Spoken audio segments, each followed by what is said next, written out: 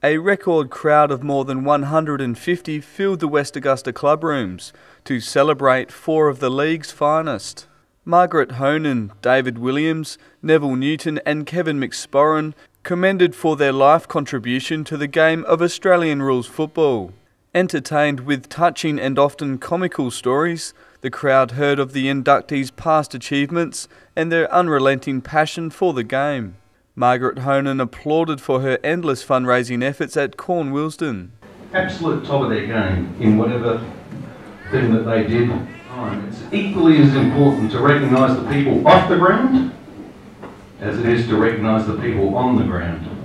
Dale McMullen reminiscing of an era which saw Central's three-time premiership player and games record holder Neville Newton take to the field. Neville was a tough little bugger, known as Nifty Neville.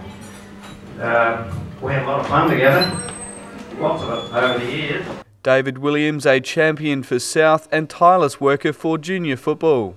He's a great team man, especially under pressure, and all the time that David played football, he never ever asked for any rewards.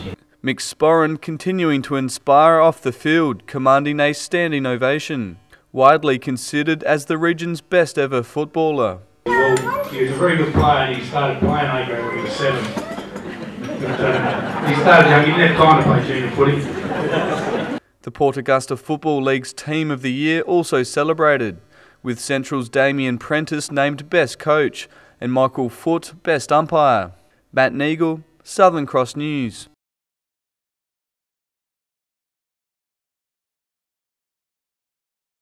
Firstly, I'd like to thank West Augusta for putting on this evening's event, and I'm really pleased to see these things moving forward since it was first mooted by the likes of Russell Keneally and Sean Holden, and this Football Hall of Fame thing has now travelled on so that we've got the likes of Duke and Mullen apparently that's on committees making this thing move on, and I think it's important.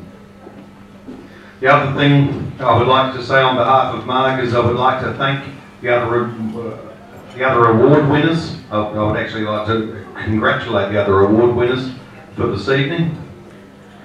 When I got asked last Friday to speak on behalf of Marg, my answer was a definitive yes. And the reason for that was it's impossible to say no to a Honan. I don't know if any of you have ever tried it, and I welcome you to all give it a go, but I have never attempted it. So much so is the strength of the Honan family that I personally applied to have them adopt me in the late 80s when I moved up here without my family. That adoption was denied. Unfortunate.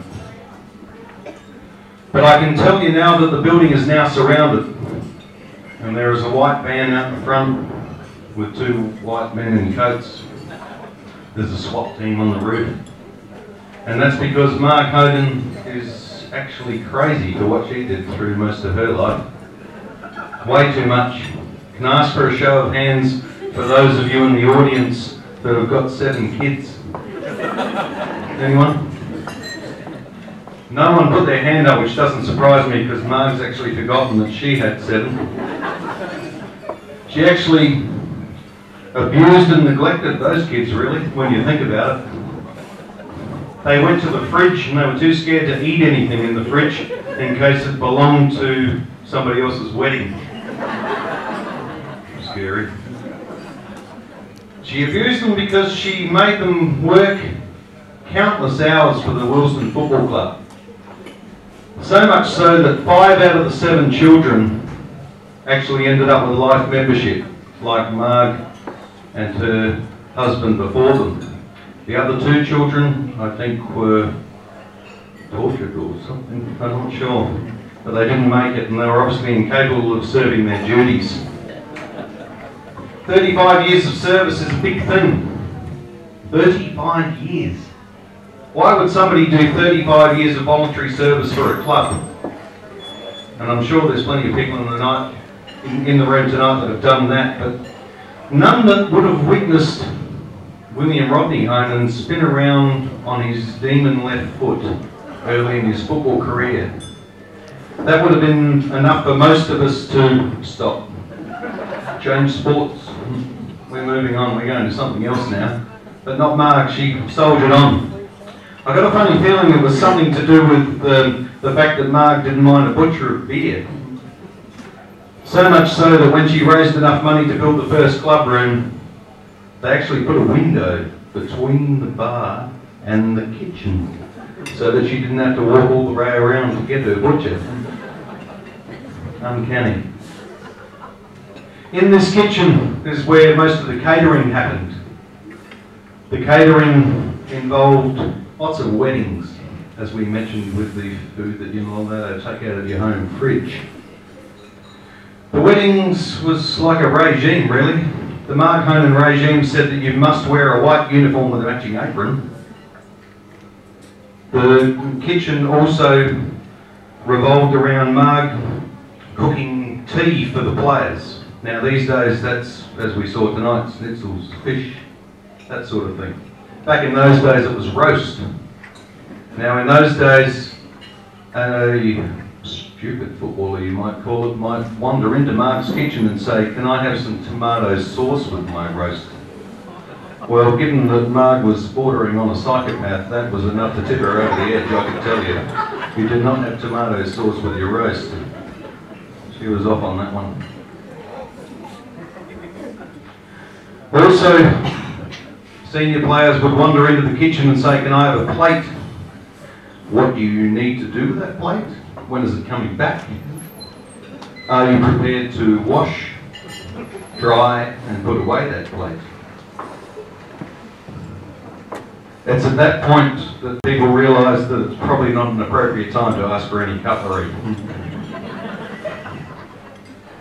It's also a time to go into the kitchen when Marg's not there and you think to yourself, I'm home. I can get whatever I like. Well, you're welcome to a gleaming kitchen, bright white tiles, polished stainless steel, and padlocks on the cabinets. The same padlocks we'll probably use for a straitjacket later, I'm thinking. She washed Guernseys, countless Guernseys, so that she could get her army Queen football side onto the field the following week. She fundraised up a storm. And I know we underestimate fundraising these days because we get a bit lazy, especially poker machines. And we think to ourselves, well, how can we make money? Oh yeah, whatever. But in those days, they really, really raised a lot of money to the point where Marg's regime built our first club and built the second club, which stands there today.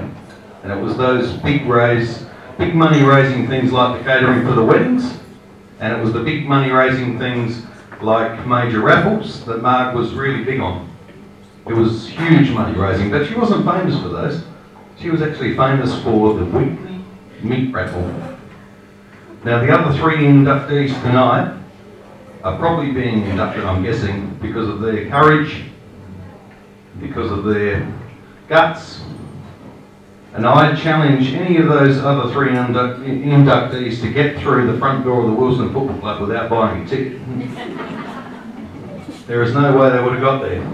She used to sit there with steely eyes and just look around the room at everyone that had already bought a ticket, and that was everyone that was in the room, and then she would wait for an excuse to walk in the door. And that excuse would be, I haven't got the right change. That's all right, I'll hold your hand and walk you up to the bar. My wife's already bought a ticket. That's okay, we don't discriminate here, you can have one too. I'm a vegetarian, I don't need a meat tray. They're two for $1, and I'm sure you know somebody that eats meat. I don't even want to win a meat tray. Well, they're 4 for $2, and I hope you don't win it, but if you do, if you don't mind donating it back, that would be really lovely. But it's those things, I suppose, for these 4 inductees tonight that we recognise, and I can say that all of those people are being inducted because at the point that they were running football clubs and helping out around football clubs, they were at the top of their game. absolute top of their game in whatever thing that they did at the time. It's equally as important to recognise the people off the ground as it is to recognise the people on the ground. Now, Marg is not an accolades person, by no means. And this is why we've had a bit of a comical look tonight at what Marg did. It would have taken far too long to actually tell you what she really did. But I think it's important that these nights happen, because then we can recognise people that don't want recognition, basically.